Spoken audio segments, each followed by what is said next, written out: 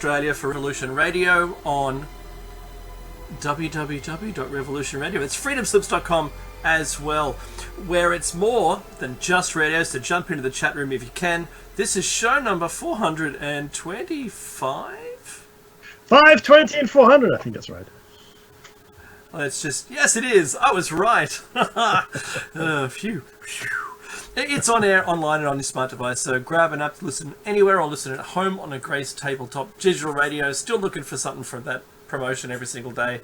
For how many years now? 5 years? No, 9? I don't know how many. 9 years? Something like that. Could be. Something like that. It's years. Years. How many? Years. If you missed Solaris' show with Kelly Kelleher discussing the haunted healings and more, because I was actually listening for almost the whole show, and they also had a co-host. Good on you, Solaris. Great show, by the way. David Collis. And they were like doing the you and me thing, Mickey. It was great. Cool. Nice. Really, really good. You know what? If you're listening to this in arrears, this is from the 10th of May, 2020, today's show. And if you're listening to this at any other time after that date, and you don't know who Solaris is because you've found an archive of ours somehow, then you know what? You should check her shows out. They're awesome. The guests are great. The conversation's great. Topics are great. But it's so easy. You just subscribe to the archives of the station, freedomslips.com or revolution.radio. Go there, subscribe. And it's a way of contributing to the station. It doesn't cost very much. It's only $5 US a month. It doesn't really... That's coffee, right? That's one of those, I don't know, jumbo... No, is it grande? It's not venti, because that's 20, right? I love that band. That's a really great band. You can have a large. We don't have a large. You can have a venti. No, that's 20. Well, it's a 3/4 venti. That's like a mucho macho grande. It's only half a mucho macho grande, so I'll have a quarter piccolo macho. So, quarter piccolo macho. Oh, because the piccolo is tiny, isn't it? Like 5 or something? It's, I don't know, not in America, nothing is tiny. No, that's true. That's true. I'll have a bucket with a handle, if you could, please. That'd be great. Mackie and I, on a serious note, because we live in Australia, and I think you should do the same thing, research who the traditional people were that were the custodians of the land wherever you are, across the whole planet. Don't care where you live. You might be one of the traditional custodians of the land. You might, live in a yurt, drinking yak's milk, and frozen things you clubbed in the spring. Yeah. Right? You might do that. If you listen to the internet radio, good on you, right?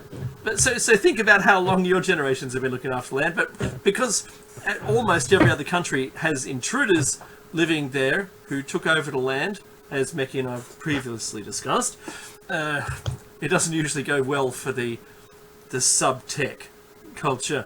We do pay our respects to elders past, present, and emerging. And where I live, the people of the land were the Darkinjung. And Mackie, where you live, they are? It's the Rock people. Thank you. And look, all of our parliamentarians, Mackie, and more organisations than companies usually do this.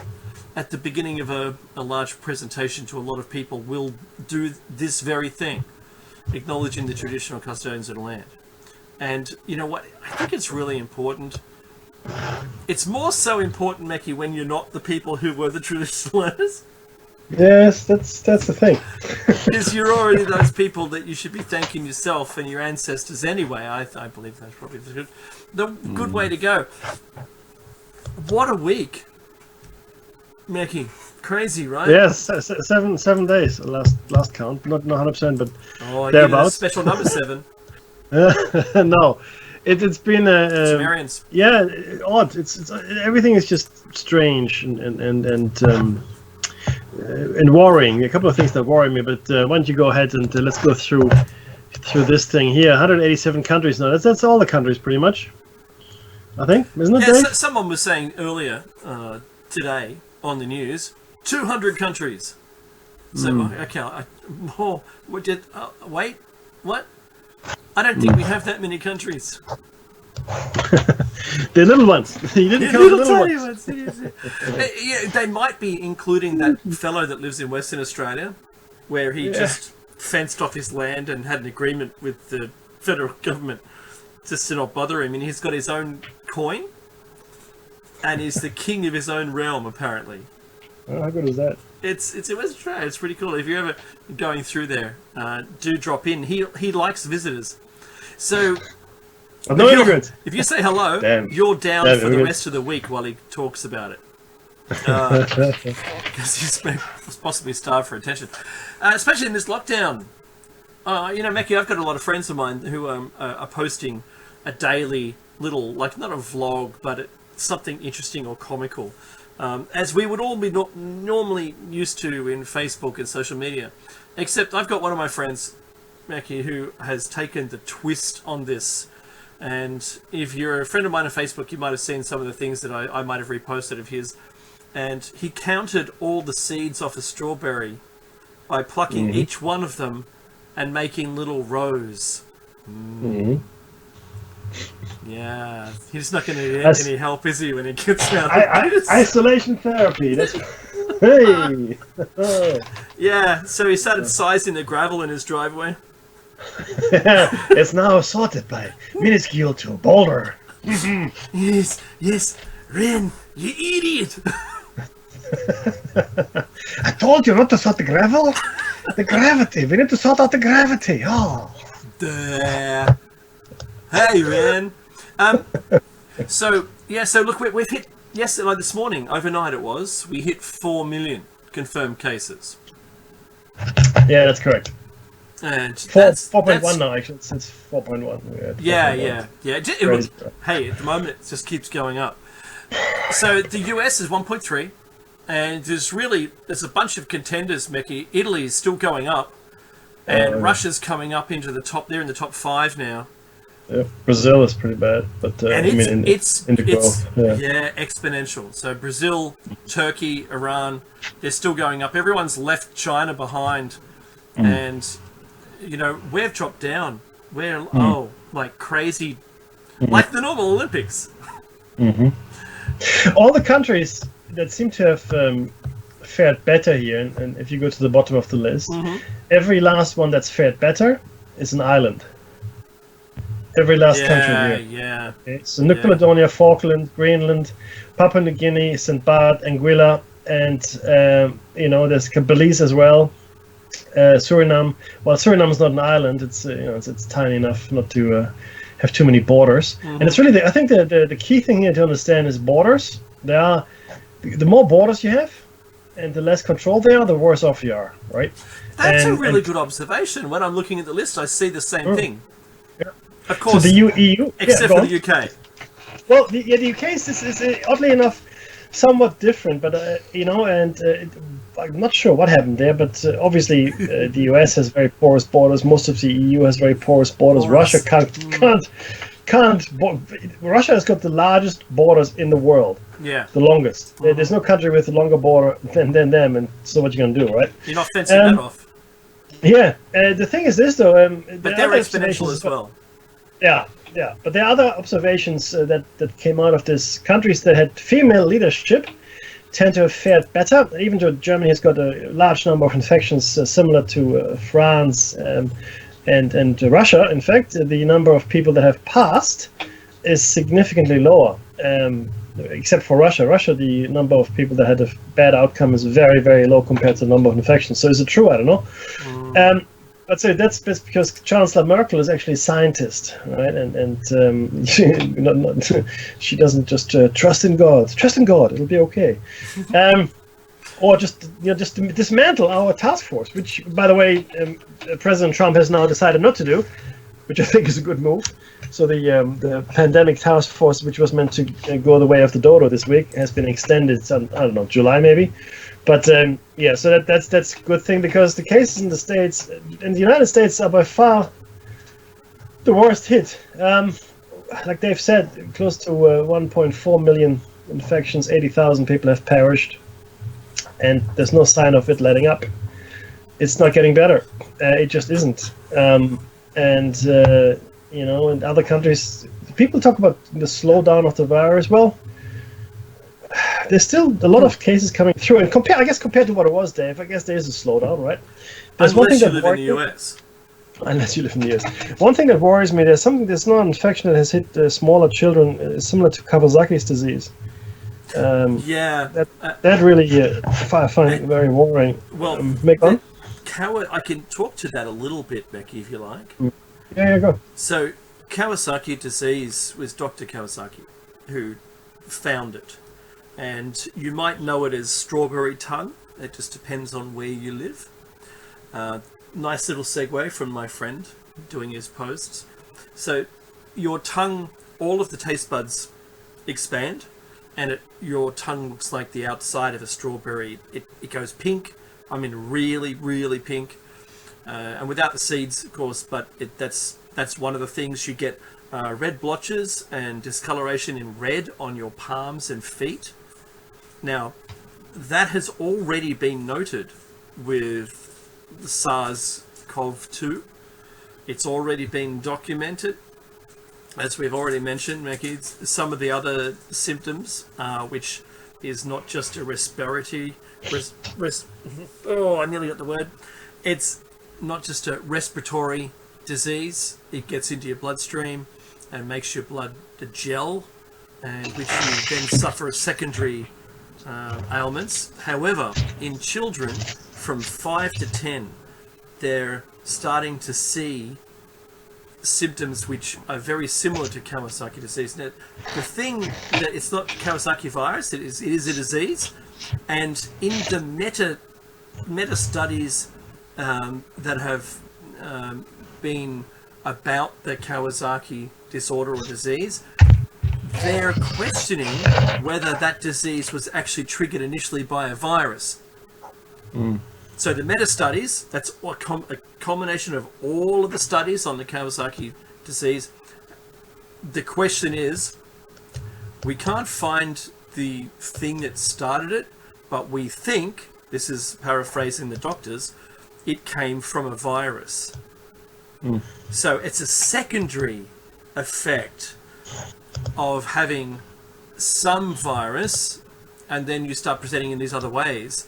So the thing where people say that children don't get it, not true. They're so misinformed it isn't funny. Children do get SARS-CoV-2, or as everyone now states in the entire media across the whole planet, COVID-19. That's the disease as a result of acquiring the virus. HIV, AIDS, same thing. HIV was the virus. So SARS-CoV-2 is prevalent, it's everywhere, everyone's getting it, but there are children who have passed away as a result of contracting the virus, and not just because they've had other complications. I'm just going to put that out there. So yes, Mackie, the Kawasaki thing is completely there. It's the same as saying, oh, I had an aneurysm, or I died of a heart attack, or I had a stroke after getting SARS-CoV-2 and presenting COVID-19 symptoms. But they're still saying that it's quite possibly the same virus, and it just happens to match, because this is all they're doing. They're doing symptom matching. Symptom matching. Don't know. Man, you know what? It's pretty tough. I don't want to be a doctor in this, but I have to ask everyone, if you really want to know the details, go to MedCram YouTube channel. MedCram is a doctor talking to other doctors. He just does his presentations to doctors.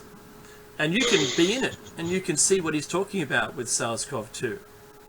And he does mention this week the Kawasaki disease.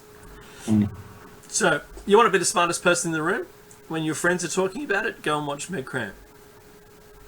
I wouldn't normally do a direct promo of someone's YouTube channel, but I have to say, I think I would prefer our medical fraternity would have seen this MedCram channel before opening their cake holes, Mackie, because I'm getting, I have to say that, or pie hole, because I'm getting a little distressed with the amount of,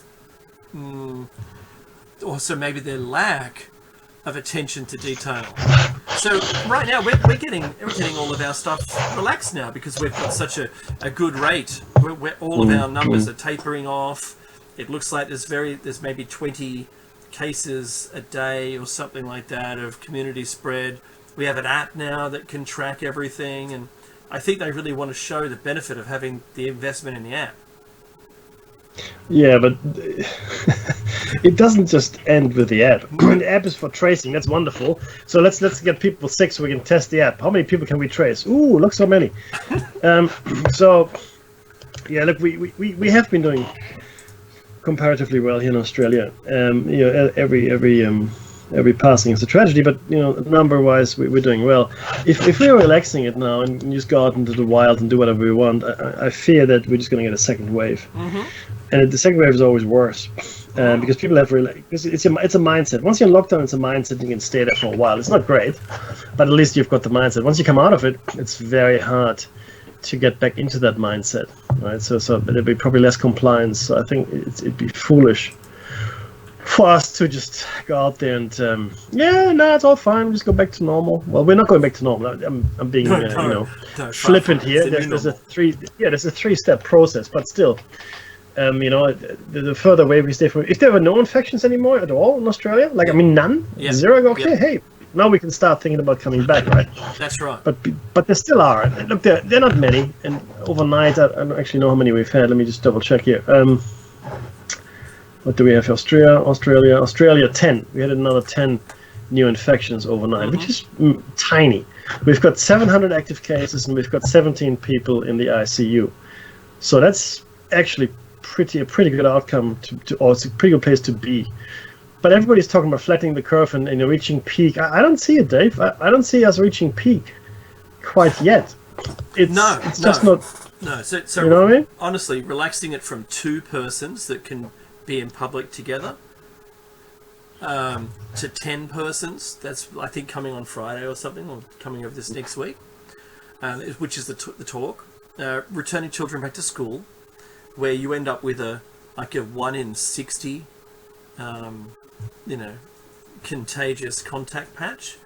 So 2 parents possibly going back to work, children in a group of 30 or more, right? Yeah. Trying to still social distance at school, but children. Then I told my daughter, don't hug your friends, stay distant. Yeah. As soon as she got out of the car, she hugged a friend. Of course. So what are you doing? It's kids. What are you gonna do? I know, right? So, but hopefully, Mickey, we won't see. My prediction is we will see a greater community spread. They'll be jubilant that their app is working. They're able to a certain extent, do some contact tracing and isolate just those people. This is what we should be doing. We should be isolating the people who are sick and letting the community run free. Being able to lock it down as it becomes present, right? No argument for me there. Yeah. So I don't mind living the way we're living at the moment. I just wish we had a bit more freedom, and we're going to get it, but I think it's going to be to our detriment. I think we're going to see it because it could explode so quickly within 2 weeks. But see, freedom. Spread. This is really freedom. I think we're talking about 2 different things here, though. And most people, when they say freedom, that's not what they mean at all. Yeah, what they mean is the ability to function in a healthy economy. That's what they mean by freedom. Because you're still free, you're not really incarcerated. If you've got a backyard, you can go for a walk, you can do all kinds of things. Okay, you can't go to the pub and all these things. That's fair enough. But as far as freedom are concerned, we are okay. The problem that we are having is that we are not living in a healthy economy. Our economy is slowly dying. It's being strangled to death, right? And it's being strangled to death because nobody's out there spending money. So, I mean, it's ameliorated to some effect, or to some extent by the fact that we do spend online.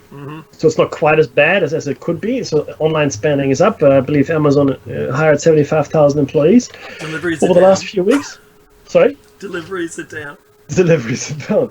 But I myself, I'm like the shops I used to go to quite frequently to get all the groceries. In Sydney, we're lucky we've got a whole bunch of ethnic communities, and they give you the real thing. So I would travel to Bondi, for example, to the Russian deli. There's a Jewish baker, and then they travel to Auburn, where there is you get a lot of Turkish food. Anyway, my point is these shops, as I found out over the last few weeks, actually deliver. So I'm totally changing their model. Yeah, and it's working. Just saying, well, maybe we're changing the model altogether. A lot of shops and cafes are modifying their shop fronts by having a huge walk-in window or walk-up-to window. That's right. So you no longer have to go into the shop to order. Like the counter used to be like you go into the shop and there's a counter, right? And then you order your thing, whatever. The model that seems to be adopted now is you can go in and sit, of course, but the counter is now actually street-facing. The door front. So so you order in the street. So you don't have to go in and order inside, which I think is actually not a bad idea at all. It was all based on the square meterage, so a person per square, like 4 meters square. But that meant like in some shops that you could only have one or two persons in the store at one time. It's nonsense. If you really think about it, it's complete nonsense, right? Yeah, I know. In school as well, and they say you should be 1.5 meters apart, which is 3 feet, something like that. Oh, actually a bit more than that, probably 4 feet. Anyway, the point is, you can't be. Kids can't be. I mean, how are you going to force it, right? Yeah, that's right. And now, what we're doing in Australia is kids are being assigned days. Every kid gets a day. By alphabet. At our school, it is. Correct. And look, whatever the method of computation is, absolutely, right? You can ask for it if you go on early. But siblings, they try to do it on the same day, things like that. Yeah. And there's only like, I think 6 or 8 kids per classroom, where normally there would be 20 or 25 or even 30. So, and that's just to give them some face time. I'm not quite comfortable yet to send my kids back, so I'm probably keeping them at home for now. So that's a thing, and then we'll see where we are in June. We'd really like their social experience to get better. Oh, but sure. At what risk? So, any of us in our house, if we stretch that risk too far and become, where we require either, isolation within the family, we're catered for that here. We're ready to go. Should that happen? But for us, it can be fatal. So just not for everyone, but just being very careful. And those, I really have a hard time with people, Mackie, when they're protesting. There's a good segue here. There was a lady in Australia, and I'm not saying she's not allowed to protest, because I think that's the freedom to protest against any decisions, I think is important. I think we have to do it. Yeah, sure. However, she was arrested. You might have seen the footage of this lady, a blonde lady, being surrounded by police, and she asked some really good questions. She asked if she'd committed a crime, and the police said no. She asked if she was being detained. The police said no. And she said, well, I'll be on my way then. And they said, what's your name? She said, I don't have to give you my name since I've not committed a crime. Yeah. So if you don't mind, I'll just be on my way. And it escalated pretty quickly. And then she was forcefully put into a police, paddy wagon and taken away. She was arrested for not social distancing. Was the actual thing for disobeying a federal direction. Which is what? Of social distancing. Okay, so she didn't. So she was near people. Is that what she did, or? Yeah, well, there was the group of people grew over about an hour or two, up to about 40 persons outside Parliament House. Yeah, like that's a fair enough charge with the new laws, by the way, right? Yeah, that's exactly right. And new police power. So that's well within the. They also said you're not allowed to protest. That's not true. That is not true. They made that law up. You can find it if you look. You can't congregate to protest, but you can protest. Yeah, absolutely, that's true. They told her that she was a part of an they didn't have permission to protest, because in Australia you've got to apply for a permit to protest officially. That is correct. And that was an unofficial protest, I suppose. It wasn't allowed to occur. So, but what they did get her for was not disobeying a federal directive. But her child was forcefully removed from her arms, and the child was saying, please don't take mummy away. Don't take Is that right? Yeah, yeah. Oh, I've seen and heard this, and the police were pulling the child away from the mother, and the kid's crying and struggling, and I think that's going to... look, it's a really soft prediction, but it's such a like shooting fish in a barrel, but I reckon he'll be scarred for life for that. No, not only that, but this will, because that happened, it'll turn into a meme. There'll be investigation, a royal commission, there'll be all kinds of things. Cops might even lose their jobs over it, right? Just to be clear, because all they that kind of thing needed to can't do happen. Yeah. was say, we need you guys to disperse. Yeah. You've had your protest. We recognise it wasn't lawful because you didn't get a permit, but can you all please go? We're going to leave. Because when there's no audience, Mickey, they disappear. Oh yeah, of Right? course. There wasn't even any film crew or anyone there. The only people filming it were themselves, and so Right. they could have easily all left, and that would have, I think, that would have addressed the situation just fine given the circumstances. No one's around. But Mackie, I've even noticed the people in the shops when I go shopping in my local store, they've already just thrown it all out the window, all this social distancing. Yeah, well, yeah. If you had seen me, then no. I still wear a mask when I go to the shops and all that, right? And I stay away from people. I'm really upset when people come too close with me and I give them the stare. And if you know me, I'm a fairly large guy with a shaven head and a funny beard, and I'm not small, as I said. So people do give me a wide berth at the best of times, anyway. So yeah, I scowl at people, and they do tend to then just oh shit, get out of my way, because I don't want anyone near me. I just don't want anyone near me. I know it sounds paranoid, but I'm not coming near you. And in the mornings, I go for about a 2.5 hour walk. Right, this is what I do. Sometimes I jog half of it, but it's all suburban area where I am, fairly undulating hills and whatnot. And I cross the road. If I see someone coming down my way, I cross the road. I go to the other side of the road, and I keep zigzagging the road that way, right? Because that's the level of effort I will go to in order to avoid people. Yeah, across the street. Yep. So, and then if I do that, if I can do that, then other people can do it as well, is my opinion. And I'm not saying that you have to do it. And I'm not hating on you either, but we have to be sensible with this, right? And okay, the infection for you might not be very, very bad. And look, if total numbers of world population, you get 7.5 billion. 4 million people have gotten sick. That is not significant by any stretch. It is not a significant disease, right? More people have the flu, more people have cancer and all these wonderful things, right?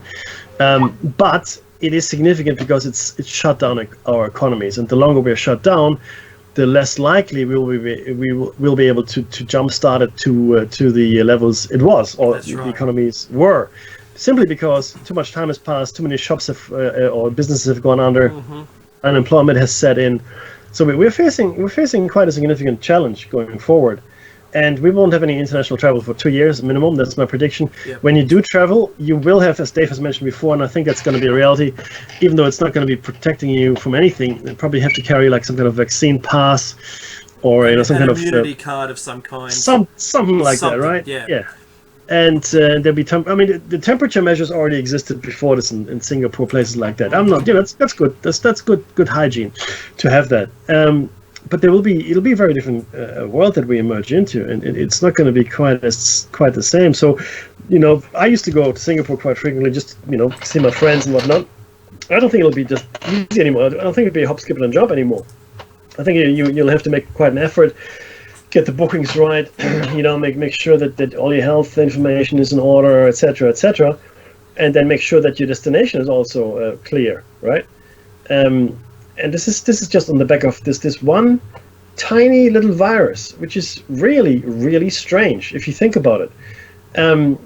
What it does and how it's mutating and how we're just learning more and more stuff every day and how it affects us. Initially, we thought, it's some kind of flu. I kick the flu, no problem, right? Solve that. It's only affecting the old people or the people that are, have some kind of underlying factors, comorbidity, be it obesity, diabetes, or some kind of lung problem. That's okay. That's those people, right? But it's not just. I mean, the mortality rate is not high. In fact, actually, I've been following this as well. It went from 21% total outcome to 16% now, which is great.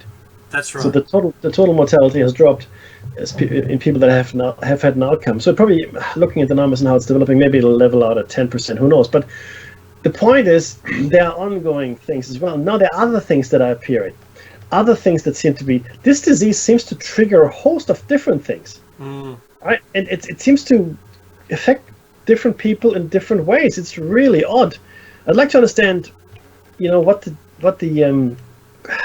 the uniting factors are, or what the factors that people have in common that get sick a certain way, because you get sick in certain ways with this, right? There's the primary infection and all that, sure enough, and then the secondary infections, which leads to the filling of your lungs with your own fluids, if you will, your immune system fluids, and it's called a cytosis storm, if I'm not mistaken, or cytostorm. But the thing is, then there's the infection of the blood and the things it does to the blood, and now there's this Kawasaki syndrome kind of thing. Then you've got the aneurysms and the strokes, which are also related to the blood disorder, and on it goes. So what is this really, right? And how does it work? And can we get a vaccine? Because we never got a vaccine for the common cold. No, right? And it's the same family of virus, so good same luck. Family. Yeah, and it mutates as well. So yeah. So will we develop herd immunity again? Not proven that once you had it, you can't get it again. There's no proof on that. No. That's right, because it'll be, if it's mutating, it'll just be present to your body as a different virus. Yeah. It might have the same functionality, so still using the ACE2 receptor, still, entering your cells and replicating itself with its RNA using your own body. But I mean, I have to say, we've not had one yet, a vaccine for the coronavirus family, and I don't think we're going to. We can break the current one and inject the broken parts and hope that works, like we do with the normal, annual flu vax. But Mekki, if there was I watched the documentary last night on the making of vaccines, and a company in China, unfortunately, and there's, I think, 15 other company names that are banned from making vaccines because of their quality control was so bad that they were mostly contaminated. Well, that's actually a good news story that they're shutting it down, right? Yeah. Rather than letting it run. So quality control at some level seems to exist. But no, it's horrible that the quality control wasn't there in the first place, you're right. Yeah, that's right. But it led to a whole bunch of severe issues with the people who had been given the vaccine. I'm not an anti-vaxxer. I'm vaccinated. My kids are vaccinated. I have the flu shot every single season. And, I just think it's your choice. I think you can choose. But at some point down the road, this might be governed above our right to choose. Just saying. So in Australia, it's actually compulsory to send your children to school. They have to be vaccinated unless there's a true medical reason for it and the doctor's signed off on it. To receive benefits from the government, you must be vaccinated. So there's some really, tough things coming down the pike. I think if this was to, roll out of this as a new world government or a new world order or some way or some shape, then it might be something different, Mekki. I saw that China launched its own digital currency. Just saying. So if you I saw the RMB. Yeah, that's it. Look, China is way ahead of the game here. I mean, they invented the whole social credit system, right? They're going into electronic currency. They are probably the most surveilled society in the world right now. They have got the technology. They got the know-how. They also have the population, which has been beaten into submission now for 60, 70, almost 80 years, right? Since Mao's long march. Remember? One child policy, absolutely. So that's probably one of the toughest. Yeah, but that was one of the toughest measures, right? Yeah. And you got 1.3 billion people. You've got a huge case to make here for 1984, I guess. And privacy, well, that's not really a thing anymore. And Tiananmen Square, again, that happened, right? but it didn't really spark a revolution. So no, I think it's the perfect population profile for this. Tiananmen Square was a thing that the current people living in China, very, very few know about it. Yeah. It was basically removed from the internet from them. So, thinking about that, Mickey, I wanted to take it to the... oh, yes, that's right. So first Alex Jones. Oh, yes. Now David Icke. David Icke was been taken off social media. Yeah. So but Dave has got this little meme there. The book burning has begun. Let's line up. But I told him prior to the show, it's not the same. It's not the same kind of fun. I mean, the Nazis burned books, but at least you could roast a marshmallow, right? Yeah, that's right. This virtual book burning just doesn't work for me. I'm sorry. If you want me to, you fall into goose step, wear my brown shirt and and march away, you gotta give me some real bonfires. I'm sorry. I want to roast some marshmallows. That's where I'm coming from. I got a pantry full of them, Mickey. I'm waiting for the book. Marshmallows or books? No, the marshmallows. And, good man. And you know what? I deleted an ebook, and there was no fire. Yeah, that's not good. No. I downloaded everything, then I deleted it. And went, So look, when someone's telling you what you can and can't read, I think that's pretty tough. I think it's not going to get better. I don't think it's going to get better anytime soon. Where no one protested against David Icke's dropping off social media. The deletion of he did, and 12 years of YouTube channel, right? Gone. Yeah, gone. Yeah. And our government refused him access to entry into the country initially, and I think this is just this thing where, if we don't protest while it's illegal at the moment, if we don't protest in any way, shape, or form, what are we applauding? When I never liked the guy. Yeah. I never liked what he said. We didn't have to listen. And personal opinion is up to you, and I don't mind whether you like or dislike him. For me, the reptilian lizard overlord thing, that I don't connect as well to that as the rest of his messaging. But to be honest, right, I'm sure. I'm pretty sure it probably exists, and he's probably completely right about it. But I have to say, if you stop his voice, what are you truly doing? And it's just the freedom of speech thing. You should be able to say anything you want, and your audience will only be as big as those who are interested in listening to it. Well, ideally, yeah, that's correct. It's up to people. I mean, Donald Trump said, I know he didn't say it like that, but people misconstrued it, and that's probably his demographic. Yeah. What about disinfectant? That kills it. That's what he said. He said this kills it in a minute flat, which is true. Yeah. Disinfectant kills the virus like there's no tomorrow, right? Can't we find a way to do that within the body? Yeah, exactly. Now, he didn't say inject, but people hear what they want to hear, and they want to. They misconstrue as much as they want. So we got to be coming to his defense here a little bit. But my point is that people are a lot of people are morons, out there in the world. It's just the way it is, and it's been education, it's been lack thereof, it's been the diet, it's just been a general general apathy or a lack of interest in the world that renders people moronic. And then they will just do whatever they think they should be doing, no matter how stupid or far-fetched it really is. And it's only a small percentage, by the way, right? But nonetheless, right? Anyone should be able to say whatever they need to say, unless they're inciting violence. If you incite violence, or you're the kind of person. Hate, yeah. If your opinions and pieces directly are directly attributable to violence, death, and injury, then I'm all for it. Okay, stop it, take it down. But we are not seeing that. I mean, no offense, but neither the right nor the left-wing extremists have been taken down.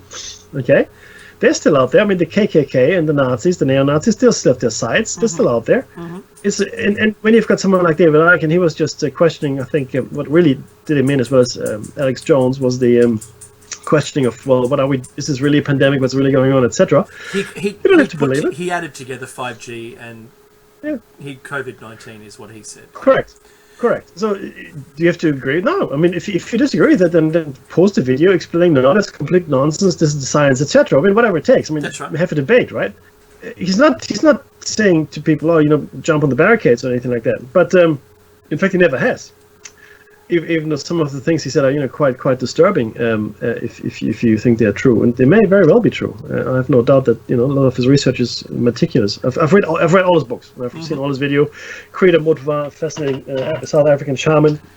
So, do you want to censor him? No, don't censor the man. And he's not. Oh, there's another thing here, right? There's no hidden agenda here. When he says reptilian shapeshifters of the lower fourth dimension, what he means is reptilian shapeshifters of the lower fourth dimension. He's not talking about Jews or any other group of people, and he really believes that these reptilians exist, and there's a bloodline he says that exists as well. But for the most part, there are actually, he believes, reptilians or reptiloid creatures that can alter their form, or can somehow electronically or technologically alter their form, so we can't see what they look like. And exist here, similar to the movie They Live. They Live. You're gonna say. In They Live, yeah, I know, right? Yeah, I know. In They Live, they aren't reptilians, but certainly they don't look human. I mean, they look proxy human, but different enough to cause consternation were you to see them in real life without the illusion of them being human. So have the debate with the guy, but nobody has ever really debated him. Nobody, and some of the stuff he said has been slanderous. Or even you could get it for libel, but no one ever has. No one ever has taken him to court. Yeah. Right? Because this, in my opinion, the things he said, if they're all as crazy, like truly as crazy as they sound, then it should be a really easy day in court. It'll shut him up too. Take him to court. However, right? See what they never happened. never did. And and there's the problem. But Becky, there's people out there. There's people out there who are doing investigations who fall off the perch during the investigation. And I might be alone on this one, I don't know.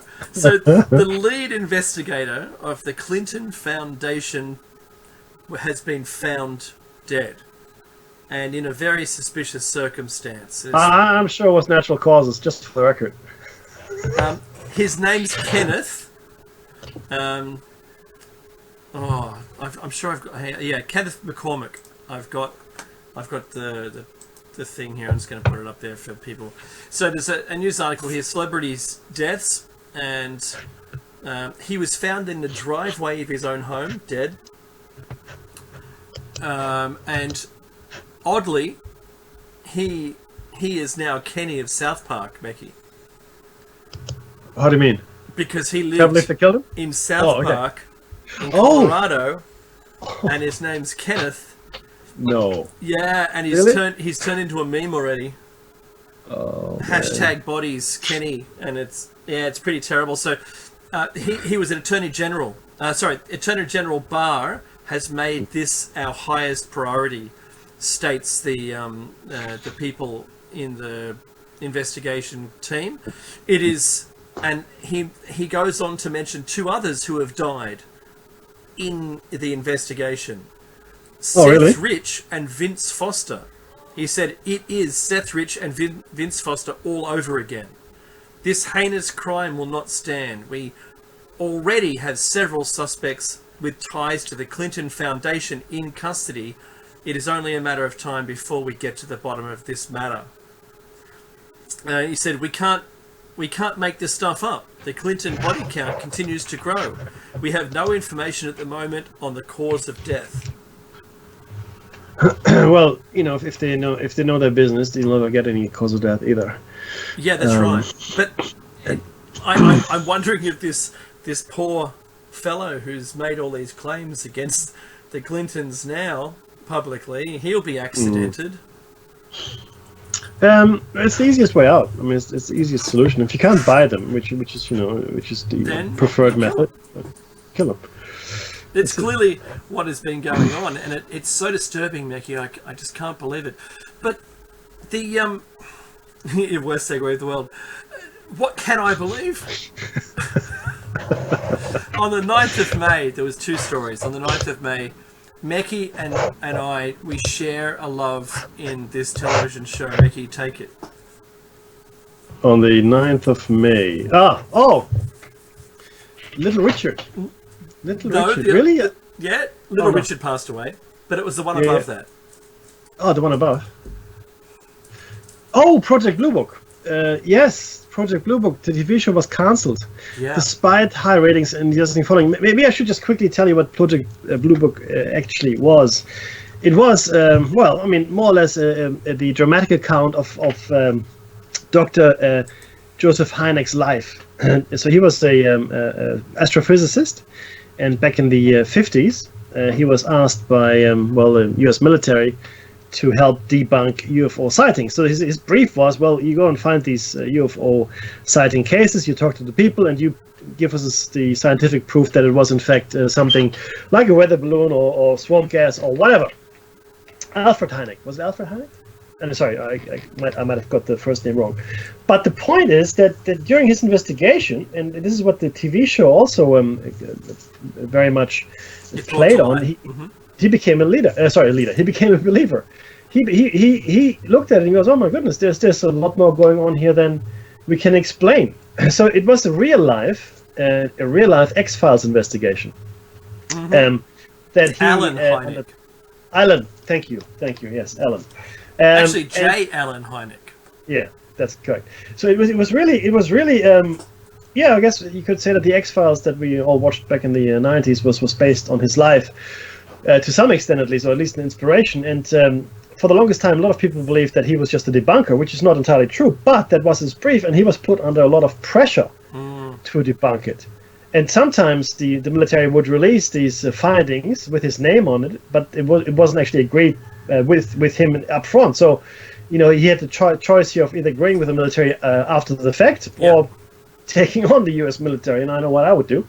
So, so some of the debunking evidence that we have seen coming out of his investigations and Project Blue Book, in fact, are nothing like that. Yeah. Well, some certainly could be, explained scientifically quite easily, with different things. Others were completely inexplicable. He had no idea what happened there, and he became a believer, if you will, right? Certainly, he called for more serious investigations of this phenomenon. Do you know what my take on this is, Meki? Tell me. The NASA, CIA, FBI, all the three-letter agencies have said that footage of the Tic Tac is real. Well, it is. No, and yep. Ah, right. Yep. Go on. And so, as a result of this declaration, how can there be any more in it? How can this story showing the US denying that it exists despite it existing? It's like, well, hey, no, we want it to actually start existing now. We don't want it to have existed back then. Everyone will forget. We've been debunking this stuff for so long. Now it's real? That's reminiscent of what happened in Afghanistan. So I remember this very clear. So there was a TV interview, and I'm still supporting your point here. We'll get to it in a second. And I remember after 2001, when the troops were marshaled to invade Afghanistan, in spite of the fact there wasn't a single Afghani on the planes, and we all know why it was invaded. But the point is, there was an interview with a White House official, or maybe it was a Pentagon official, I can't recall, but I remember the interview. And the interviewer said, well, we actually trained all these people there. They used to be called, the Mujahideen. Remember, we were arming them, training them to fight against the Russians back in the 80s. It was like Russia's Vietnam. They could not win, and we should have learned a lesson from that, but we didn't, clearly. Anyway, so and the guy, the official, I think it might have been the Pentagon. Anyway, he said, don't worry about that. We don't need to worry about that. That's in the past. Nobody needs to remember any of this.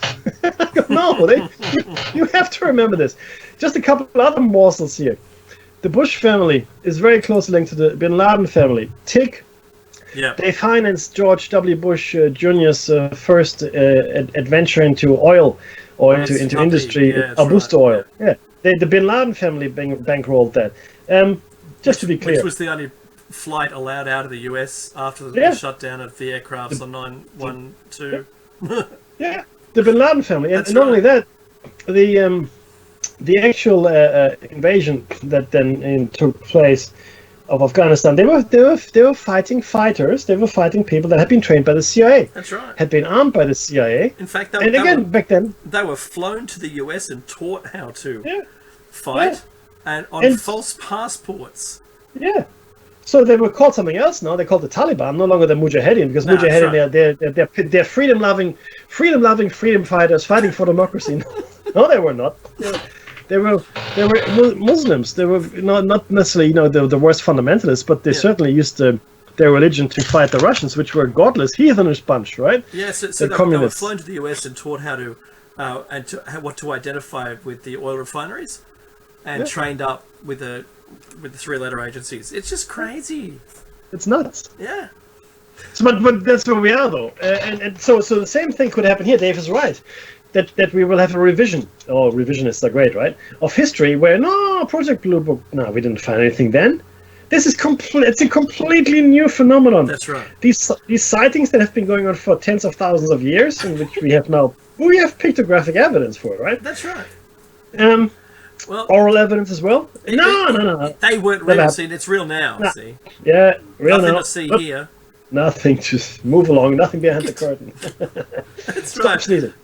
So the last story, because we only got like 2 minutes left, and it's the sad news that Little Richard has passed. That was also the 9th of May, and he's the pianist, singer behind Tutti Frutti, Good Golly Miss Molly, and Long Tall Sally, to name a few.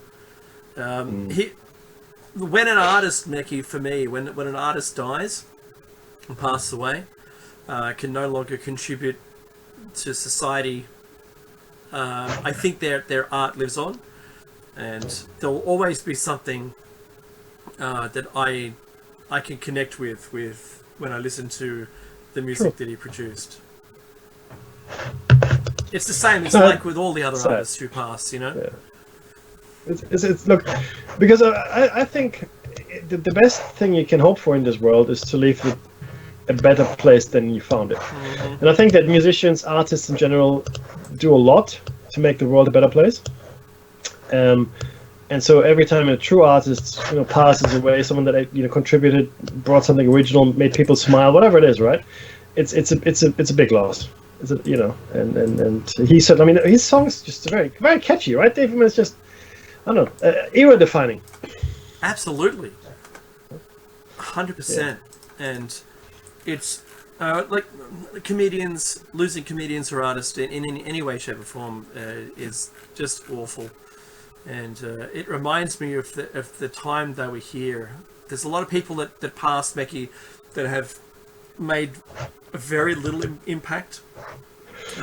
Maybe they supported or didn't support the people around them in positive ways. However, but I'm sure there's some shining light out there, and he was definitely one of those. Yep. Oop. There we are. There's music. Take the time for a little break. It won't be a very long break. Maybe you could donate at the same time. We'll catch you on the other side.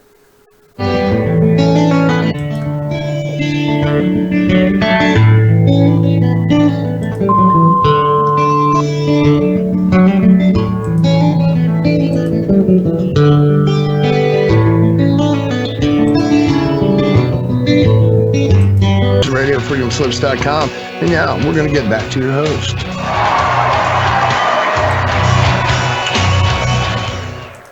Hello and welcome back to Dave Make a Shiny Set Out. Shiny Show number 425. 520 and 400. We're talking about ancient tech, and ancient tech has become, I think, our second or third biggest show now. We're up to 80 pages, and I think it's necessary, Dave, because people need to see evidence and detailed evidence, not just blah blah. Mm-hmm. Not just, okay, well, let's make some statements, the big stones, they've been moved around, who cares, ta-ta. So what we've done here, and this is the biggest update in this show note. We won't get to today, we'll get to it probably next week, I should think. But it's a special case, and the special case we're going to present to you is stone technology. Stone technology. We've put together a research from a host of different fields, areas, websites, and books to present to you a fairly comprehensive case of the expertise that existed in masonry and general stonework, and not just masonry, but the working of stones such as obsidian and so forth. And it's really phenomenal. And also, what's also phenomenal is the, I guess, the similarities that exist across the world, from Angkor Wat to Karnak to Dendera to Tiahuanaco and Pumapunku. Okay, and they're literally the same techniques and the same way of working the stones. Okay, and in even the most minute details. But that's probably going to be next week. This week we're going to go straight into it here, and we have what do we have? Oh, heat ray weapon, Dave. We have heat ray weapons. Do we? What page is that? That would be page number 14, I should think, because we spoke about the antidote to all poisons last week, which was Mithridatium that they tried to invent. And so this week we're going to indulge you. I will indulge you into the heat ray weapon. The Greek mathematician Archimedes, who died, some 2 and a bit thousand years ago in 212 before the Common Era, developed a heat ray weapon that defied the skills of Discovery Channel's Mythbusters to replicate in 2004. So it was actually on the Mythbusters show, and they said that can't be done. Mayer described the weapon as ranks of polished bronze shields reflecting the sun's rays at enemy ships. Although Mythbusters failed to reproduce this ancient weapon and declared it a myth, MIT students succeeded in 2005. So I never saw the recant of the Mythbusters. Yeah, me too, actually. I did as well. It didn't work. They combusted a boat in San Francisco Harbor using the 2,200-year-old weapon. So I guess it just maybe they had more funds than the Mythbusters show. A heat ray weapon unveiled in 2001 by the Defense Advanced Research Project Agency, and we all know this little acronym, DARPA. That's right. Used microwaves to penetrate a victim's skin, heating it to 130 degrees Fahrenheit. Creating the sensation that one is on fire, explained Mayer. Okay, so heat ray weapons then and now. Quite the conundrum. Dave, Roman concrete. Oh, absolutely. I'm a big fan of concrete or cement, and I was always surprised to hear that they'd done it. I thought we'd invented it, Neki, but you know what? Yeah, I know, right? Look back far enough in time, you'll see someone else had done it. Roman concrete, also called Opus Caementicum, was a material used in construction in ancient Rome. The vast Roman structures that have lasted thousands of years are testaments to the advantages Roman concrete has over concrete used nowadays, which shows signs of degradation after 50 years. Roman concrete was based on a hydraulic setting cement. It is durable to its incorporation of pozzolanic ash, which prevents cracks from spreading.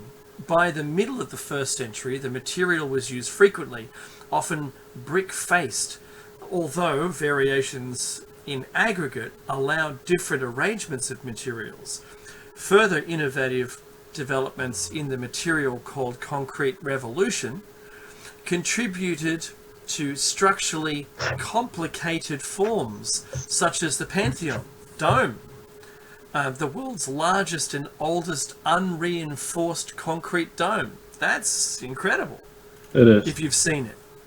I've seen a car park, Mickey, use the same fashion. So from the top it was smooth, from underneath it was ribbed. Yeah. Extraordinary. Roman concrete was normally faced with stone or brick, and interiors might be further decorated by stucco or fresco paintings or thin slabs of fancy coloured marbles. Made up of aggregate and cement, like we do today, like modern concrete, it differed in that the aggregate pieces were typically far larger than in modern concrete, often amounting to rubble. And as a result, it was laid rather than poured. Some Roman concretes were able to be set underwater, which was useful for bridges and other waterside constructions. We can't do that today. Not really, no. We usually push down a large cylinder and pour it within that, and the outside can, stand or not stand the test of time. It is uncertain whether Roman concrete was developed, but it was clearly in widespread and customary use from about 150 BC. Some scholars believe it was developed a century before that. Recent scientific breakthroughs examining Roman concrete have been gathering media and industry attention because of its unusual durability, longevity, and lessened environmental footprint. Corporations and municipalities are starting to explore the use of Roman-style concrete in North America, replacing the coal fly ash with volcanic ash that has similar properties. Proponents claim the concrete made with the volcanic ash can cost up to 60% less because it requires less cement, and that it has a smaller environmental footprint due to its lower cooking temperature and much longer lifespan. Usable examples of Roman concrete exposed to harsh marine environments have been found to be 2,000 years old with little or no wear. Phenomenal. See, we use steel reinforcing, which eventually gets penetrated by water through the concrete and then blows out the concrete because when it rusts, it fails. So though modern engineers and architects have long marveled at the lasting power of Roman architecture and Roman concrete, the fear is that the exact method of ancient Romans have used may have been completely lost to time, disappearing with the fall of the Roman Empire. The recipe was completely lost, said the University of Utah geologist Marie Jackson in a press release back in 2017.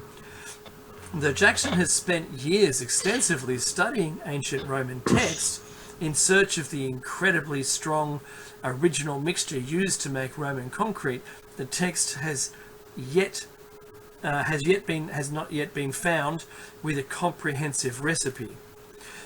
Which is interesting. Sorry to man. interject, but because the Romans they were engineers first and foremost, right? And they were planners, and they wrote everything down, and they were very meticulous, and so that's why we know so much about the Roman civilization, right? It was all written down, and then some of it survived to today. That they didn't write something like this down, I find quite astounding, Dave. Isn't it? Look, Mackie, there's things we do in our life that we don't have any instructions for. So I gave my father a Samsung tablet, and I opened the box in front of him. I handed it to him. I'd pre-configured it. It was all ready to go. And he says, "Where's the instructions?" I said, "There aren't any." He goes, "How do you use it?" I said, "Here's the on button. Here's the volume button, and you the rest of it. We already know." He doesn't. See what I'm saying? So there's just things we do in our life that don't have instructions because we do it. We were there at the birth of it, and now it just becomes natural. In their investigations, Jackson and colleagues found a very rare mineral called aluminous tobermorite in the marine mortar.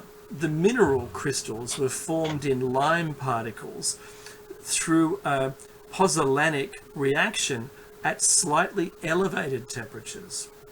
As we know, when concrete sets, it gets hot. It was a surprising discovery. It's very difficult to make, Jackson says, of aluminous tobermorite. Making it in a laboratory is an arduous task that requires very high temperatures. The team of researchers came to the conclusion that this material was formed when seawater would percolate through the concrete in breakwaters and piers, dissolving components of the volcanic ash and allowing new materials to form. They're saying it wasn't there in the beginning. No, it was a coincidence. That's what they're saying. Yeah. As geologists, we know that rocks change, Jackson said. Change is a constant for Earth materials. So, how does change influence the durability of Roman structures? Aluminous tobermorite has silica-rich compositions, reminiscent of crystals that form in volcanic rocks. The crystals have platy shapes that serve to reinforce cementic matrix. These interlocking plates in turn increase Roman concrete's resistance to brittle fracture. We're looking at a system that thrives in open chemical exchange with seawater, Jackson explained. I'd just like to say something here, right? It gets stronger with age. Yeah, that's exactly what it does, and that's why it is still around after 2,500 years. First of all, they think that it just happened. It was just, it's just they poured some stuff and then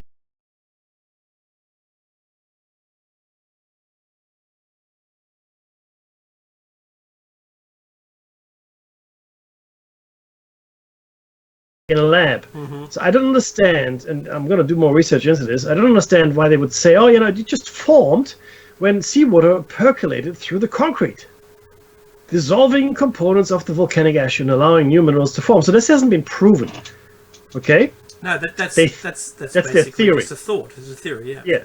Having said that, though, right, the Romans, they put this specific concrete in seawater and in water in general, and I believe because of those very characteristics. The scientists said, oh no, a complete coincidence. Like we make plywood and we make marine ply. Yes, exactly. Today. Exactly. So my opinion, that the Romans maybe came up on this themselves. It's possible, but I believe that they found a whole treasure trove of knowledge, because a lot of the Roman engineering feats can be pinpointed to certain periods in the time when they conquered certain countries. And if you look at the expansion of the Roman Empire, and when certain things became possible for the Romans, well, the Romans were ingenious and great road builders, great engineers. They probably saw what they had in the text. They looked at the text they found. That's what I'm saying, in especially in the Middle East, and toward the Orient, and they took that. They might even have found these texts in other parts of Europe, maybe in lost cities, lost graves. Who knows? Maybe ancient libraries that they came upon. And they used it because it made sense to do it. And the Romans were nothing if not reusers of existing structures. The same, and that's my argument for the Jupiter Temple in Baalbek as well. Yeah, they reused that platform. Yeah, and if you look at it, you really have to be blind to argue the case. You can see the 3 and even 4 distinct building periods that are represented in that structure. They're completely different styles, and the rocks are weathered completely different. Same. Three different styles of building. Yeah. We'll get to that in our little special case for the stoneworkers. But my point here is, I think the Romans knew exactly what they were doing, and I don't think it was a coincidence that this seawater, came along and made the changes. I think they somehow produced this tobermite, probably differently to the way we do it today, maybe the same, I don't know. But the point is, they came up on this, right? And we had no idea. It never would have occurred to us to do this unless the Romans had done it before us, right? We never investigated this, and clearly, if we wanted to build underwater structures, especially in seawater, this is the way to do it. Yeah. This is it. That's the way. Anyway, that's just my little rant there. I hate it when people just dismiss things. Oh, it's just a placebo effect, Dave. It sort of gets up your goat, doesn't it? It does. It does. I told you the story of my finger, right? I chopped a bit of my finger nail off, not the bone, but it was one of my fingers, and I chopped a good part of half the nail and a good chunk of the finger. I chopped it off completely, right? Went to the doctor. The doctor said, "Oh my God, what kind of knife did you use? What a great knife that was! Look at the cut, how clean it is." So it was more interesting. No, I'm serious. More interested. And I said, yeah, it was quite a good cooking knife and all that. But my point is, I'll hook you up after you sew it back on. There's no scar. The nail is completely regrown. My finger is there's no. And again, I didn't damage the bone. I must have damaged the nail bed because of the chunk of nail I took off. Yeah. But I've made a bet with Dave next time I see him, which who knows when that's going to be, I'm going to show him my hands, Yeah. and he's going to And I've got to try and guess which finger, one. Which finger, yeah, because there's no scar, zero, nothing. And I have no idea how, but it's just happened, Mac. You just live with it. Just who cares, right? Oh, I'm happy that it's all about telomeres. well, look, it is, I think, right? Anyway, enough about me. Damascus steel, fascinating stuff, and we all have heard of it. What is it? In medieval times, swords made of a substance called Damascus steel were being produced in the Middle East out of a raw material known as Wootz steel. That's W-O-O-T-Z, Wootz steel. And that came from Asia. It was perplexingly strong. In fact, this was one of the main things that the Crusaders feared, were the Damascus swords of the Saracens and so forth. I mean, because they were superior weapons. The edge. invading Europeans had steel. Yeah, the edge was much sharper. And it kept. Whereas the invading two-handed, I mean, they were bigger swords that the Europeans swung, but they weren't as hard, and they didn't keep an edge as well. Okay, that's why the defenders, if you will, of the Middle East back in the day, of Palestine, were so successful in repelling the Crusaders time and time again. But again, eventually the numbers were against them. The secret. Sorry, it wasn't until the Industrial Revolution, and which was about a couple hundred years ago, that metal so strong could be forged again. Okay, so 400, 500, 600 years after the Damascus steel was being produced in the Middle East, in Europe, it didn't get to that level of hardness and durability until about 600 years later. The secrets of making the Middle East Damascus steel has only re-emerged under the inspection of scanning electron microscopes in modern laboratories. Modern scanning electron microscopes. Okay, now we're going down into molecular level here. We're looking at the atoms and the electrons. We're looking at the particles that make up the universe, and that only happened recently. And sorry, just very quickly, and that's really the point of this as well. A lot of these things we're discovering today, the ancient tech, we only realized how sophisticated and highly developed is today, because we're at the point where we can understand it. Prior to this, we had no idea. It's hard steel. Well, so what? And some of the things were just magic. We couldn't explain it. We don't know what it is. Don't know. I'm completely lost. So only now that we have this level of technology and this level of the ability to investigate these mysteries, can we actually explain them, or at least try to understand them. Now, okay, it was first used around 300 BC.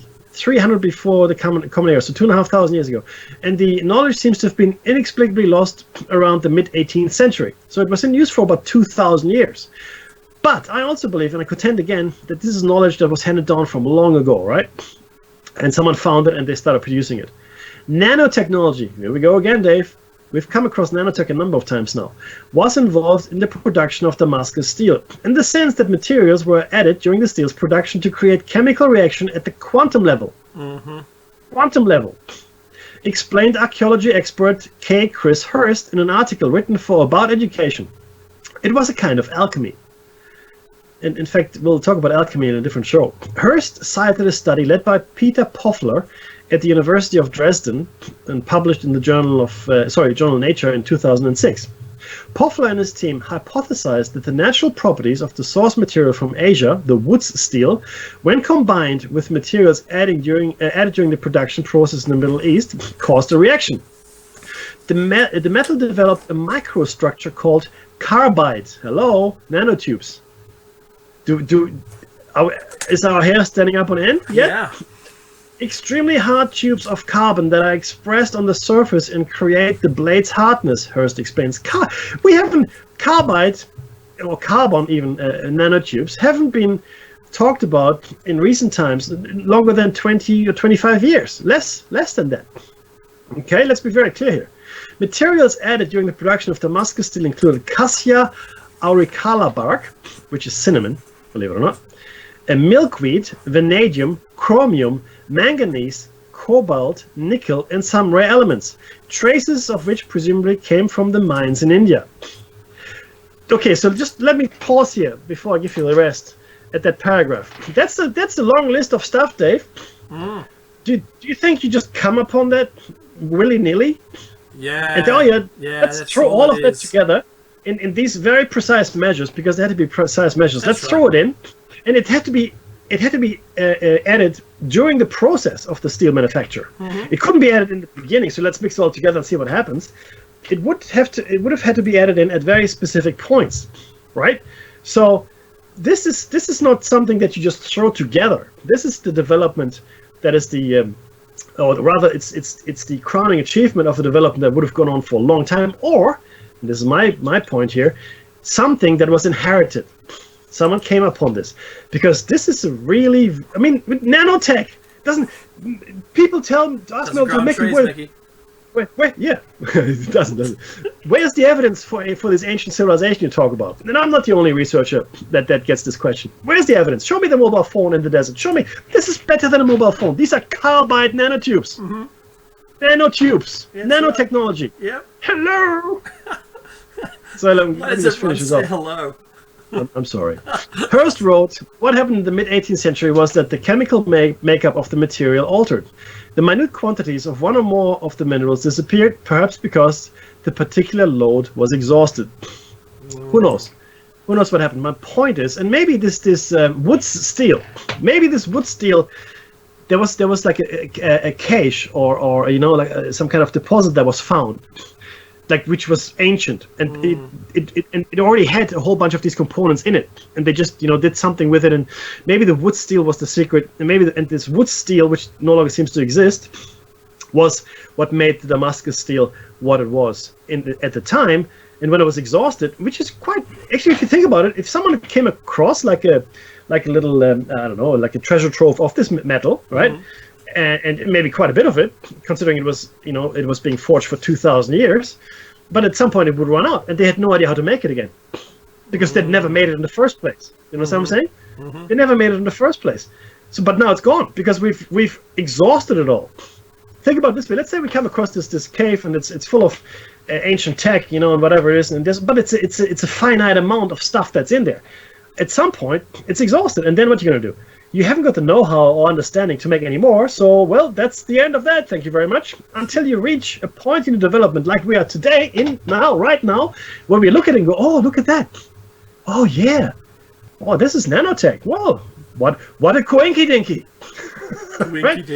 Is anybody listening to what I'm saying here? This is the smoke. This is one of the smoking guns, and that's why we're doing this show, right? This is one of the smoking guns. And you know what? Maybe this whole COVID thing came about because we're getting closer to actually unscratching and unraveling what went before, right? Because we're not the only researchers looking at this. We're not the only people bringing this to the people. There's a multitude of people talking about this. If they're being silenced or not, the truth will out. Tell us about this softened stones, Dave. I will in 1 second. So, the samurai sword, Meki, had, and this is where I first learned the true art of metallurgy. And they take steel, and they heat it and hammer it and heat it and hammer it and repeat. And it comes out in the end as one of the sharpest, most, edge-worthy, keeps its edge. Swords, it's balanced, it feels tremendous. But it wasn't the fact that you just press metal into the shape and sharpen it and it's all good. The use of reeds, and you wrap the steel, the red hot steel, in something that burns off, was thought to simply to be a part of, what's it called, a ritual. So the person making it would sing and harmonize and do this stuff, and it was a whole process of ritual that output the perfect sword. And the stuff that burnt around the outside introduced carbon into the steel to make carbon steel. Just pressing the steel into shape does nothing. Then annealing the edge with a waving line of ceramic, which was just clay, and reheating it again, changed the metallic structure such that now you have a ceramic carbon steel edge. Mm-hmm. So extraordinary, and all of this Right. was just played off by the steel industry when they the swords are just there's regular steel, they could never remake them until there was someone filmed the guy actually making it and went, oh, this is something to this. I think there's a science in this that's hidden in amongst this ritual, and sure enough, Lost. it was. Lost. It was lost to description, but Yes. found in the ritual. Bingo. Yeah, and that's the message. The take home here is you're right. It could have been something that was buried in the ground. They just dug it up, and it was happenstance that it just happened to melt that very type of steel, and no one else could find it anywhere else on the planet because it didn't exist. Or maybe there was a ritual around this that no one has come across, where it's formed, and melted, and there's a process. I just think that's crazy, making nanotubes. I mean, people have to listen, right? I'm sorry. You got to listen. Keep going. Yeah, I know. So this is one of my favorite towns, which I can't pronounce. Favorite towns? Yeah, Let me see. Which one is it? Where? of the northern outskirts Oh, of the city. Saxayahuacan. Oh, sorry, Saxayahuaman. Saxayahuaman. Remember what Meki said. Yeah. Okay, so this is could ancient Peruvians soften stone? And in this citadel, on the northern outskirts of the city of Cusco, Peru, the historic capital of the Inca Empire, the builders of this ancient city, the citadel, left behind precisely cut blocks of stone that have challenged our modern day builders in many ways. How did our ancestors manage to cut, lift, transport, and place into position the stones that weigh hundreds of tons? Who were the ancient builders of this citadel? How did they so precisely manipulate granite, one of the hardest materials to work with such ease? It has to be acknowledged, right? I'm just pausing there for one jiffy, right? The method used to match precisely the shape of the stone with the adjacent stones to not even be a millimeter out has been the focus of much speculation and debate. Various theories put forward include stone softening, which I'm totally in agreement with, using a mysterious liquid derived from a plant mineral, disaggregation from the heat generated from large sun mirrors, and even extraterrestrial intervention are all up there on the table, ready to choose as the way that they did it. The surface of the blocks show evidence of being exposed to high temperatures, making them appear glossy and smooth. The stones are packed so closely that grass, steel, or any other vegetation cannot get between them, and no mortar was used in their construction. That is why they remain a mystery. Archaeologists and other scientists have been scratching their heads trying to figure out how remarkable ancient Peruvian structures like this one were constructed. This marvelous structure consists of a gigantic stone so heavy that our modern machinery can hardly move and put in place. Does the key to the puzzle lie in a certain very specific plant that gave the ancient Peruvians possibility to soften stone, or is the answer to the mystery access to advanced ancient technology that could melt stone? Well, according to researchers Jan Peter de Jong, Christopher Jordan Jesus Gamara, the granite walls in Cusco show evidence of being heated to a very high degree of vitrified, the outside surface becoming glassy and very smooth. Based on his observation, Jong, Jordan, and Gamara draw the conclusion that some sort of high heat device or high tech device was used to melt stone blocks, which were then placed and allowed to cool next to hard jigsaw polygonal blocks that were already in place. researchers John and Jordan propose that several ancient civilizations worldwide were familiar with the high-tech melting of stone. They also say that the stones of some of the ancient streets in Cuzco have been vitrified by high temperatures. Look, having a high temperature is one thing, Maggie, but having it like putty and being able to put it in place is another. And I want you to you'd love this. But that's the thing, though. So just to stay with that for a second before we go into the next one, which is actually completely directly related to this. If you're working with really hot stone, then the question is still how.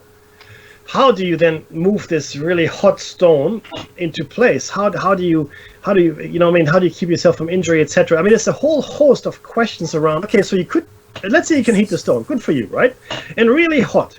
Right, but it has to be super hot, right? We're talking about thousands and thousands of degrees. If you're standing near it, you just melt your face off. So how do you protect yourself against that? How do you maneuver the blocks into place when they're this hot? Right? There's a raft of other things that this explanation would come with it. I'm not saying this isn't the answer. What I'm saying to you is, it opens up more questions than it answers. Right? Well, how do you make a furnace so large that you can put these rocks in it? Correct, and most likely, though, you would have to have it. You have to have a mobile furnace because these rocks are large, and if you had the furnace somewhere, right, and you moved the rock, it might cool too quickly, and it would be completely pointless having it heated up that high. So the transportation, Where is also the supporting infrastructure and the amount of trees that you'd have to burn? Yeah, all of that. Now, unless we presume a completely different approach, right? Which again, that's the point that we don't know. But we have to make these. Because we just don't know how it was done, right? We just don't know. We know the why, Dave, and we'll get to that when we come to the actual stoneworkers. The why is because they're extremely earthquake-proof. These buildings, extremely earthquake-proof. I mean, almost impossible to destroy by an earthquake. So very, very solid, and it makes sense to build like that, right? In fact, if only we could. If only we could. In fact, for us it's a cost question. It would just be too expensive to build like this. And it's the same around the world. And we come to that in a second as well. You will see the same construction techniques all across the world. And when I say all across, I'm talking about areas of the world that are very far apart from each other, right? But this is really interesting. I came across this story, Charles Berlitz's book, Mysteries of Forgotten Worlds, published in the late 70s. And he mentions Colonel Fawcett, P.H. Fawcett, who at the turn of the early 20th century, really, went to explore the Amazon. So he was an Amazon explorer, pretty much. And in fact, he disappeared in the Amazon looking for the City of Gold, believe it or not. But he actually went there, and he then disappeared after one of his expeditions. So this next piece is called The Mysterious Rock Softening Plants. It's called the Chacarero plant, and the references for the summary highlights of the following article are taken from Exploration Fawcett by Lieutenant Colonel P.H. Fawcett, DSO, FRGS, Hutchison & Co., Publishers Limited. And this is the first story here. After Fawcett became familiar with the story of Francisco Raposo, his attention began to shift from pure engineering toward exploration and discovery. Things he heard on his survey expeditions and stories and lore he learned from people he met in expeditions began to seduce him. In one place, he records a conversation with a man concerning an unusual forest bird that nests in perfect round holes in rock cliffs. They make the holes themselves. The words were spoken by a man who had spent a quarter of a century in the forests. I've seen how they do it. Many a time. I've watched. I have. And seen the birds come to the cliff with leaves of some sort in their beaks and cling to the rock like woodpeckers to a tree while they rubbed the leaves in a circular motion over the surface. Then they would fly off and come back with more leaves and carry on with the rubbing process.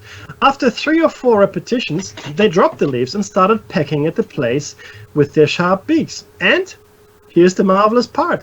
They would soon open out a round hole in the stone. And this is where Fawcett asks the question, do you mean to say that the bird's beak can penetrate solid rock? No, is the answer. I don't think the bird can get through solid rock. I believe, as everyone who has watched them believes, that those birds know a leaf with a juice that can soften rock until it's like wet clay. And that's really the point here, like wet clay. The man continued with a personal story about his nephew. He had walked through the thick bush to a nearby camp to retrieve his horse, and I've told you the story before, Dave, which had gone lame and had been left there temporarily. He noticed when he arrived that his new Mexican spurs, and spurs are metal spikes he put at the end of boots to make your horse go faster, in case we don't know what spurs are, but they're metal fixtures at the bottom of your boots, or at the back of your boots. His new Mexican spurs had been eaten away almost completely, but his boots, of course, were completely untouched. The owner of the camp asked him if he had walked through a certain plant about a foot high with dark reddish leaves. The young man said he had walked through a wide area that was completely covered with such plants. That's it then. That's what's eating your spurs away. That's the stuff the Incas used for shaping stones. The juice will soften rock up till it's like paste. You must show me where you found the plants. But when they retraced the young man's steps, they were unable to locate them. Okay, so this is what we're dealing with here, and what worries me is that the station, and I can only imagine how many wonderful plants we've already consigned to extinction that could solve all our ills. Let me just pause here for a second and proposition this. I believe, as I said before, the Amazon was once a garden nation. Garden nation, living in complete harmony with the world, irrigation, beautiful nature and all that. But I also believe it contained a whole bunch of engineered plants. Engineered to such an extent that the people that lived there could make, like, they didn't need factories, is my point. What they had is plants producing everything they needed. And we're coming across some of this. Gum, or rubber plant, like rubber, the rubber tree. This particular soft plant that can soften stone. Coffee, okay, cocaine, or the coca leaf, okay, and there are many other, in my opinion, examples of plants that existed. Chocolate, yeah, bananas. In fact, as a plant, banana makes no sense. Why do you say that, Mickey? Because a banana can't reproduce on its own. Every banana is a clone of another banana. If you open up a banana, I dare you to show me one seed. That's right. You will find seeds once in a while, right? But very few and far between. So each banana has to be chopped, each banana tree, I should say, and then, just like you would do with a cactus, I guess, or even an aloe vera plant, and you just plant that chopped bit somewhere else, and then it will grow into another banana tree. But by itself, the banana plant can't really propagate. And for the longest time, we were in danger of losing a couple of species of banana we've become used to, like the Cavendish specifically, because there was a parasite that was eating it, and we couldn't breed them anymore because there aren't any seeds. So we rely on the existing banana plants to grow more banana plants because there's no seed saving for bananas. There just isn't. Right? So I believe that this civilization, very different to us technologically, used bioengineering. Let's call it. So we call it today, right? Bioengineering. Other parts of that civilization, or maybe competing civilization, I'm not saying there's just one, right? Maybe they were really great at nanotech for some reason. Somehow they had uncovered the mysteries of nanotechnology. Like we've like 3 or 4 examples: the glass, the steel, the cup that can detect liquids. Come on, guys, really? We just dismiss it? Where's the mobile phone, Mickey? Show me the mobile phone in the desert. There it is, right here. Anyway. The second story, Dave. Why don't you regale us with the second story? Awesome. So some years ago, and this is the author, when I was working in the mining camp at Cerro de Pasco, a place 14,000 feet up in the Andes of central Peru. Well, we had our lunch when we got to the burial place, and afterwards started to open up some graves that seemed to be untouched. We worked hard and knocked off every now and again, then for a drink. I don't drink myself, but the others did, especially one chap who poured too much pisco into himself and was inclined to be noisy. When we knocked off, all we had found was an earthenware jar of about a quart capacity and with liquid inside it. I bet was it Chichal? Chicha, yeah. Chicha? Said the noisy one. Let's try it and see what sort of stuff the Incas drank. Probably poisonous, if we do, observed another. Tell you what, then let's try in on the... They dug the seal and stopper out of the jar's mouth, sniffed the contents, and called the peon over. Peon is a peasant, like a poor person. Oh, right, we'll try it on the poor that's guy, it. right? Yeah. Take a drink of this, Chicha, ordered the drunk. The peon took the jar, hesitated, and then, with an expression of fear spreading over his face, thrust it into the drunk's hands and backed away. No, no, senor, he murmured. Not that. That's not Chicha. He turned and made off. The drunk put the jar down on a flat-topped rock and set off in pursuit. Come on, boys, catch him, he yelled. They caught the wretched man, dragged him back and ordered him to drink the contents of the jar. The peon struggled madly, his eyes popping. There was a bit of scrimmage and the jar was knocked over and broken, its contents forming a puddle on top of the rock.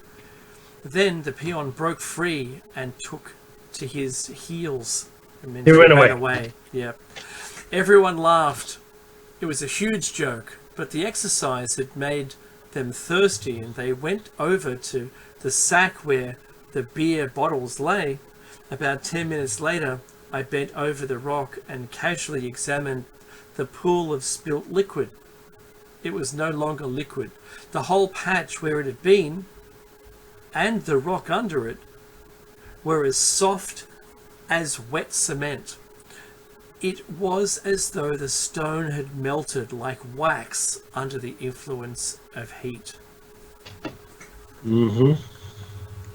So they had to. So obviously, what these mine workers found, this jar with a liquid, in their mining activities, and then they trying to get this poor native peasant to drink it. The native peasant, who wasn't a fool, knew what it was and ran away as fast as he could, because clearly it would have killed him, right? Because, and again, if we can believe the story, this particular liquid had melted the rock, and made it pliable, just like wax would if you melt it.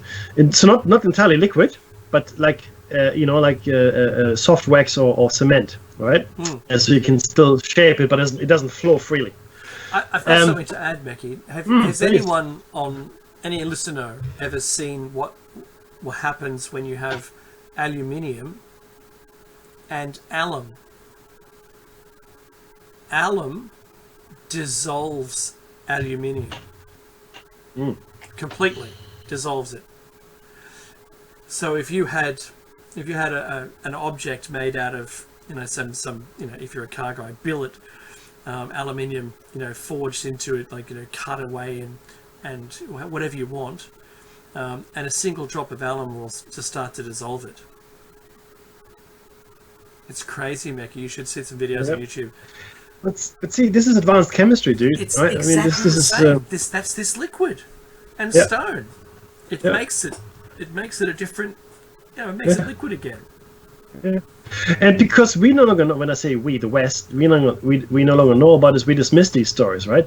But these are the stories that were given. They're secondhand, and sometimes even firsthand, but they're still just stories. Obviously, we don't have the liquid, so we can't examine it. We can see the effects of if we assume for a second this liquid exists, we see the outcome. The stone walls exist, and they do look like they've been smushed together. Do you know what I mean? Like if you take a couple of pieces of clay, for example, right? Yeah. And you smush them together, you work them, you can make as many edges as you want. You can make 1,000 edges around it. It's soft. You can do whatever you want. And then you can bake it and it goes hard. And then you go, oh, how did they do that? It's just crazy, right? It's the same principle here. Maybe they have to heat it up, Mackie, to return it back to stone again. I don't know. That's the thing. Right? I don't know. All I know is that these stories exist. All I know is that these walls were built somehow. Okay, and certainly not with any tech we have today. Yeah. Okay, that's clear. And it would take a lot of planning to get it right, and especially this right, because there's no. If you look at those walls, there's no margin for error. They didn't close enough wasn't good enough. This was it. This was as precise as you get today, and more so. You can't put a piece of paper between those rocks. No cement. They're completely form fitted. There's an exact fit. The kind of precision and engineering and machining it would take if we use a machine. If we had a lathe and a machine or whatever, it would take a lot of doing to do it right. You could do it with CNC machines, right? Computer design machines that make like a jigsaw puzzle of completely different rocks. Sorry, how many computers do these people have, Dave? None. According to None. I'm guessing none. The thing, Meki, that always irks me on this is why would you build a wall out of different shapes? It's just so not efficient.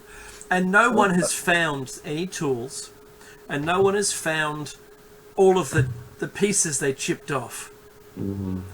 You know, building sites, Meki, they've always got littered debris somewhere, right? Yeah, completely. Yeah, like any quarry. Yeah, but it's beautiful. I mean, that's my point. I think it's really beautiful. It's a really beautiful. I mean, if you look at it, I find it very pleasing. That's just me, though, right? I look at the wall, I go, "Wow, it's totally really nice. pleasing to the eye." Yeah. Mm-hmm. And I'm sure the reasons for doing it weren't entirely aesthetic, right? But we're going to please Meki. Yeah, he's going to come in like I don't know, 12,500 years, and we want to make sure he likes it. Mission accomplished. Dave is good too. Hurrah! Double whammy. But it doesn't end here. See, we are on page 17 of 79 of these kinds of technological marvels here, and it ends not yet. There's another one here. The next one that we're going to share with you is even more mind-blowing because it makes suggestions of something that was completely, we believe, beyond the ancients. Flight. Or more so than flight. Forget flight for a second. Aerodynamics, or the understanding of aerodynamics. Yeah. That is really the thing. This is the Saqqara bird. You mean it wasn't Saqqara just Orville and Wilbur Wright, Meki? That's it. No, those were the guns. And before that, it was the brothers Montgolfier that had the first hot air balloon. Brothers that made the balloon. Yes. The first hot air balloon. Yeah. But you know, the funny thing is, King Solomon was visiting the Queen of Sheba with his flying machine. We learn, right, in ancient texts. That's right. Complete nonsense, though. The Vimanas of ancient times, complete nonsense. Flying carpets, the chariots, the flying chariots of the Chinese deities, complete nonsense. All fantasy. Yet here's this Saqqara bird. It's a bird-shaped artifact, right? It's actually the size probably of a modern model airplane. It's not small. It's you can play with it, and it dates back to around 200 BC. So yet again 2,500 years, right? We think, and was found in Saqqara, Egypt. Nobody knows the purpose of the Saqqara bird, but the more conventional theories suggest that it might have been a child's toy, a weather vane, or a decorative piece placed on the masts of boats during ceremonies. Yet others, most notably Egyptian archaeologist and physician Khalil Messiah, put forward claims that the ancient Egyptians had actually developed the first aircraft known to man. What? That's just crazy talk. The sycamore wood, so it's actually made from sycamore, yeah. The bird supposedly represents a smaller version of a monoplane, and Khalil added, which is the physician, Egyptian physician, that a horizontal tail plane from the artifact had been lost. With it, the bird could reportedly function as a glider. It would have been uncommon for ancient Egyptians to place miniature versions of their technology in tombs. So it wouldn't have been uncommon, right? So, as you know, the Egyptians believed in an afterlife, and they put all kinds of stuff into the tomb with them in a similar fashion to what Buddhists do today. You burn it, but the Egyptians just put it there so it would be there for you in the afterlife. Most Egyptologists usually reject Khalil's claims. However, tests conducted by aerodynamics expert Simon Sanderson seem to indicate that Khalil was right all along. He built a replica of the bird with a stabilizing tailplane and factored in conditions similar to Saqqara in a wind tunnel. The bird performed unexpectedly well. Sanderson stated that over 2,000 years after the ancient Egyptians carved this mysterious bird, modern technology has proved beyond doubt that it could have flown. So, just to be clear, and I've looked at drawings and models of the Saqqara bird, and the key thing here is this: the underside of the wing is shaped in an aerodynamically efficient way. You know this. If you look at the wing, it's not straight. It's actually curved inwards to guide the airflow to give the plane lift, right? So a plane flies because it has lift under its wings. That's the only reason it flies. Okay, and it's the same with every other flying creature on the planet. It needs lift, which means it pushes against the air, or the air pushes against it, as it may be, right? And sometimes power. The faster you move through the air, the more lift you get. That's why we've got powered flight. Okay, so engine power gives you more lift because you move through the air quicker. So that means more air is compressed to give you the lift up. Right? That's basic aerodynamics. This wing of this Sakara bird, or the wings I should say, they are shaped like a modern day wing to allow for the lift to happen. A complete coincidence that somebody would carve it that way, Dave. Clearly. Right? And another thing, just like the mechanism of Antikythera, is it that we've just found the one that was ever, we found the one that was made, or the only one that was ever made, and we're lucky enough to have found it. Well, what lucky chaps we are, right? You know, clearly. As you would dig it up here, there's, oh, hurrah, we found it. The only one ever made. We should all buy lottery tickets. There must have been thousands of these. There must have been working models, which are completely lost to time, right? And let's be clear, we think it's a child's toy. That's right. Yeah, and sure it could be. Well, you know? the odd thing about it, Mickey, is that it has a vertical tail. And birds don't have a vertical tail. No. So there must have been an understanding of avionics, aerodynamics, 100%. for it to be a thing. Because nothing in nature has the vertical tail.